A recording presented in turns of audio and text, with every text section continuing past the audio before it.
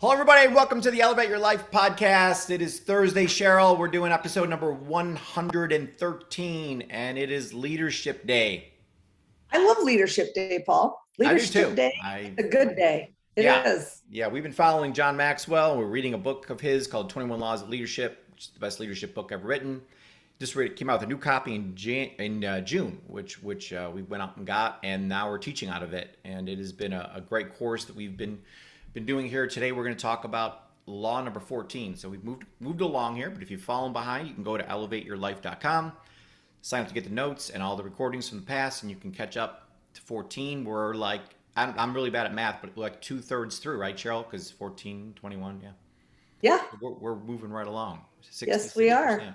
And it's been so fascinating and really fantastic to me to be able to follow the 21 laws and like really see and kind of grade myself or rate myself where I'm at each of them. I'm loving that because it's really showing me, where I excel at, Yep. already, but also where I need a little more work. So this is a good one. Yeah, it is. This is an important one. They're all important, but what is leadership law number 14, Cheryl? Well, it's all about the buy-in. So people buy into the leader and then the vision. Yeah. And I think a lot of times people want to just, this is what we're doing and this is what we're going to do. And here it is. And oh my gosh, let's go. And it's like, John talked a lot about how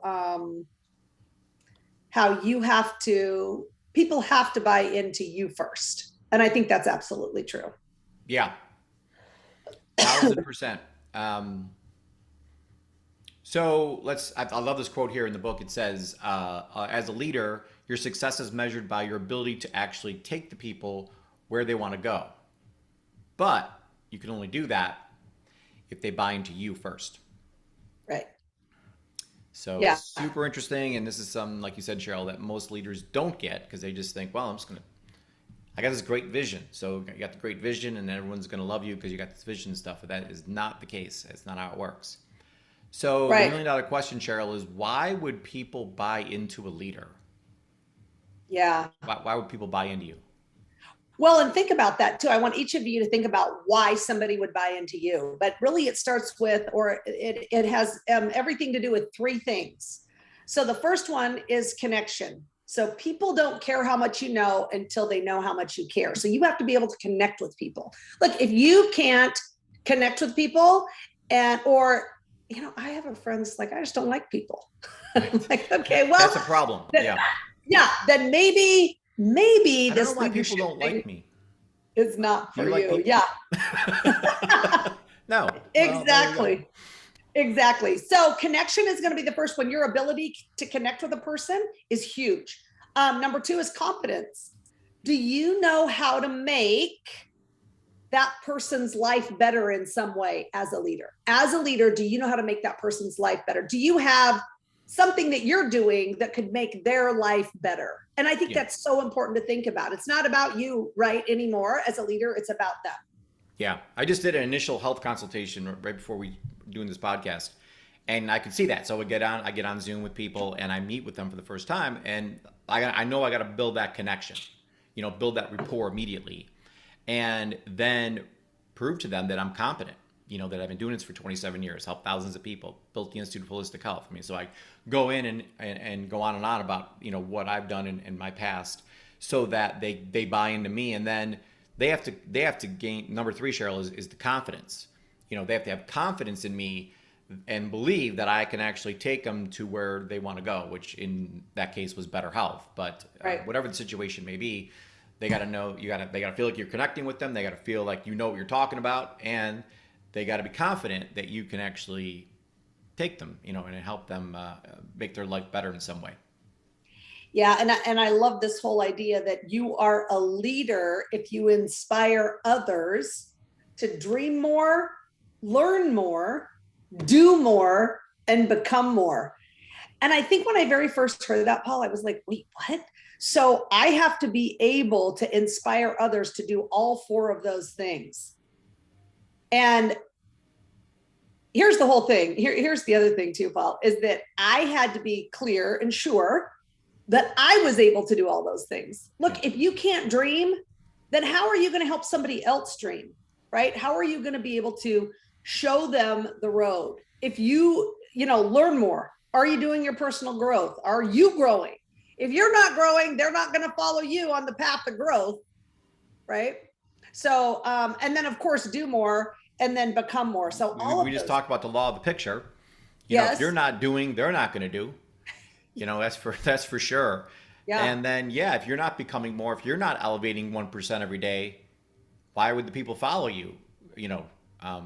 Elevate their life 1% a day, because they're looking to us as the leaders to inspire them, and to get them to do these things. And the only way you're going to inspire someone is if you got a story yourself of mastering these 4 things. And I literally read this quote every single morning. This is what I base my life on. I really want to help people dream more.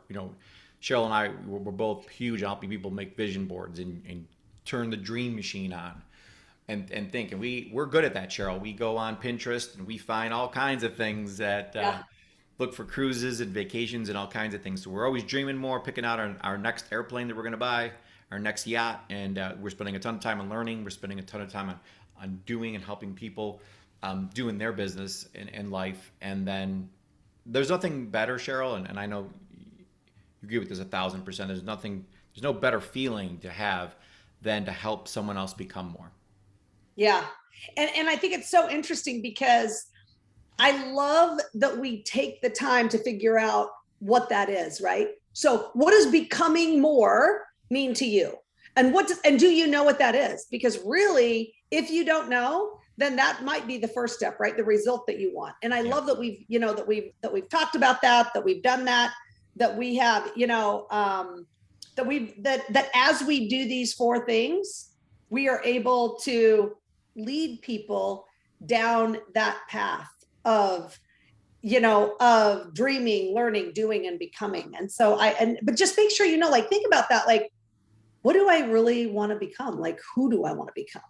What do I want to become? What do I want to leave as a legacy to my kids? I mean, all of these things that go through our minds. I mean, that goes through my mind all the time, right? And so I think it's super important to know those, and maybe even starting with number 4, Paul. I know that people can get the notes here. But number 4, under you are a leader if you inspire others too, I think might be the very first, so that you know where you're going. Yeah, sure. Good point. Great point. Yep. So our vision here at the end during this Elevate podcast is to help 1 million people elevate their life 1% every day. However, we can't get you to buy into that vision until we get you to buy into us. Yep. So as Cheryl was mentioning before, we work really hard on our confidence. We do the personal growth every day. We work really hard on gaining your confidence. I mean, we do all these free podcasts. We're trying to give value. Like, wow, these 2 didn't just have 1 or 2 good podcasts. Now they have 100, and it's gaining your confidence and showing you that we do spend an enormous time and competence. We talk through things, and we because we deal with thousands and thousands of people, we can make those connections that other people can't make, and really give you some cutting edge ideas on how to take your life or improve your life 1% today. And then finally, Cheryl, we really pride ourselves in, you're Mrs. Connection. I mean, you're at all the parties, shaking the hands, kissing the babies, and you're the best there is at I love that. With new people every day. That is you, yeah. And you definitely excel in number 3 at connecting, and helping people elevate their life and help them move from fine to fabulous. Yeah, and as we get people to buy into the vision, then we want you to buy into, what we really want you to do is buy into our vision, right? So which is true. But listen, what is your vision? Yeah. Because that's really where it starts, right? I mean, it starts with what your vision is. Now, through the process of realizing your vision, and Paul, it took us a little bit of time to write out our vision and to really think about it, and what is it that we really want to accomplish? What do we want to do? Who are we? Who do we want to be? Who do we want to be for other people, right? So all of those things need to be answered as you are laying out your own vision, and then we help you realize that the only way to achieve your vision is to focus, and we've talked already a little bit about this, Paul, but I think we will always talk about it because it's so fantastic. But we know that you have that in order to achieve your vision, you have to focus on elevating 1% every single day. Now, we believe that the way to do that is to get involved in a community of people who want the exact same thing that you do, right? And if you don't know what you want, I promise you, you will never get it. And you will feel, and I'll tell you, Paul, I know this for a fact because it was me forever, right? I felt like you're just kind of like let me think about what it is. I know, a dandelion, you know, those white puffy dandelions that you can blow and they float all over Right. on the wind, right? That's kind of what I felt like, because you're just like over here, then over there, then up here, then over. You have no anchor, you have no focus, and it just becomes it really becomes hard, I think, because you don't have a reason to be, right? That's the way I felt. Like I didn't have a reason to be. I didn't have, you know. And so once you get that and realize what your vision is, and then get involved with a community who want the same thing, it's like, it's magical. Yeah, it really is, Cheryl. And so we invite everyone to. We have the Elevate Tribe. Love for everyone to join that. And if you're female and you'd like to join the Find a Fabulous group as well, there's a link there too that takes you straight to that on Facebook. So we love having people in those two groups, Cheryl, and just being able to connect with people that way and share more things and really help them on a daily basis, improve their life that 1%. So you must do the same thing. So the whole point of these podcasts is to teach you how to become a better leader. So you must do the exact same thing with your team and organization. You got to work hard on your competence, as Cheryl mentioned, and work hard on gaining the confidence of the people on your team or your organization, and then really connecting with them and building that bond with them. And I think, Cheryl, we've done a great job with that. Like, you know, having these different retreats we do and things and events that create that bonding experience. Is you know, it's so important. So the bottom line is the leader finds the dream, and then the people find the leader, and then they find the dream because the leader shares it with them. So Right. super important to know that you got to have that dream first, like Cheryl mentioned, in your mind on how this is going to look in the end, and then you'll find the right people to come on that journey with you to help that vision become reality. Yeah, I love that. I really, I love that saying there, the leader finds the dream and then the people, right? I like that. And that's what I feel like. That's really what I feel like we've done here, Paul, right? Yeah. With our businesses. We found the dream, we decided what our vision would be. And now we are out there. And look, it's all about, and again, I really want to make this clear. It becomes not about you anymore. It is about other people and how you can help them, you know, become better, how you can help them realize and achieve their vision and their dreams. Right. And so that's what it's all about. And I just love that, Paul. And so applying the law of the buy-in. So what you need to do, each of you, now we really urge you, and this was very hard for me, Paul, at the start. Like I did not want to do it. But it's super important to score yourself on a scale from 1 to 10. And it's not to say, oh gosh, I'm not good at that, or I am great at that, or anything like that. But it's just really a baseline. It's to find out where you're at so that you can really work on yourself and on getting people to buy into you. That's really what again, that's all Cheryl, about. I think your favorite word is awareness. So it's making yourself aware. Hey, this is a weakness of mine or a strength is really all we're trying to get out of this. And this is a tough one to score for sure. You know, it really takes some thought and you know, just because when we talked about the different levels of leadership in the past, where if people are just following you because they have to, because you're the boss, that doesn't mean they bought into you. Okay, so don't mistake that for people buying into you. That when, you know, if you got a lot of people that are really into you, that follow you, that are like, that come to you for advice, you know, so then you can score yourself high in this, you know, that people truly have bought into you because they can see your competence, they're very confident in you, and you have a great connection with them. But if you don't have that with a lot of people, you might, and a lot of people, I think, Cheryl, are going to score low in this because they haven't they just weren't aware of this law, and knowing that, oh, well, I never thought about people having to buy into me first before the vision. That makes sense. So now you're just kind of starting from scratch, and now saying, okay, I'm going to hold off on presenting this vision. I'm going to get really focused on people buying into me. I just thought of something, Paul. This is so crazy. So I was just thinking about my kids and the vision, right? All of us have visions for our kids. And I was just thinking that it's the exact same thing. So if your kids have to buy into you before they buy into the vision for them, your vision for them. Yeah. But have you stopped for a second and asked, what is their vision? Like, what do they want? And I think it's so important to do it that way than, figuring out what their vision is. What do they want? Where do they want to go? And then, you can have your vision for them. Like mine would be spirituality and all these different things that I think would make them a great human being.